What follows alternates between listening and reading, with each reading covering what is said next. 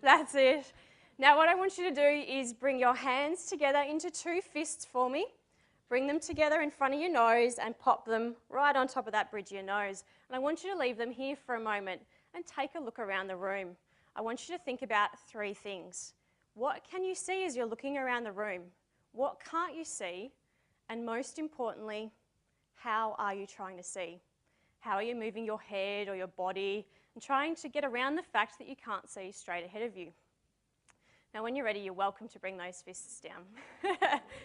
Nice and sync, I like it. This was the reality that I was faced with when at the age of 17 I received the news that would change my life forever. And I remember it vividly. I was in year 12, I was an elite junior netballer and basketballer, I wanted to be an osteopath or a lawyer. I had my whole life ahead of me. The specialist followed after her, but in her haste hadn't been able to shut the door so I could hear the entire conversation. And I distinctly remember one sentence. Is this my fault? The other piece of information we'd just been told was that it was genetic. And so my mum had thought that she had brought this upon her little girl. And how was she going to live her life when she was losing her eyesight?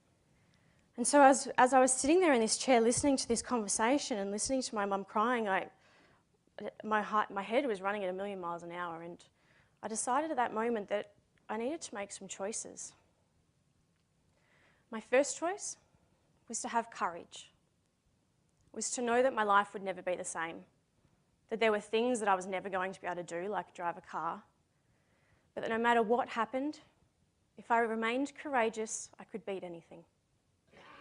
When I came back, I discovered the world of Paralympic sport, and all of a sudden that fire reignited inside of me, that desire to be the best at what I do. Very quickly, they discovered that I was an athletic individual with a sporting history. In 2008, I found myself qualifying for 4 events at the Beijing Paralympic Games. I went over to Beijing, and the day before the opening ceremony, I had some eye tests done. One of the unique elements of Paralympic sport is that you need to be classified to ensure you're on a level playing field. I had these tests done, and they found that one of my eyes was eligible, but the other eye was 0.01% two-sighted. And so I was banned from competing.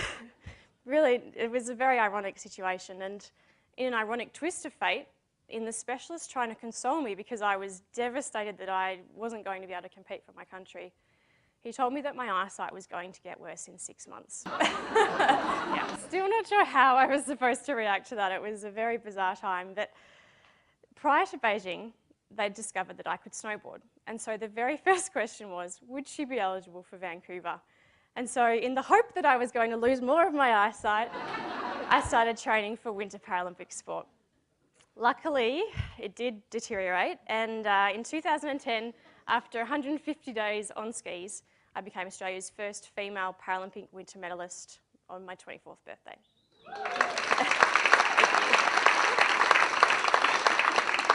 So you're probably wondering, one final thing, and it's the question that I'm most commonly asked. Do you get scared? The answer is pretty simple, yes.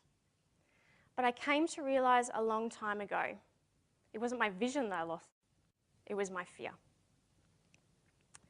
And trust empowered me to do that. So anytime I step into that start gate and hear those 4 simple words from Eric, Jess, are you ready? A sly little smile comes over my face as I reply, let's go. Thank you.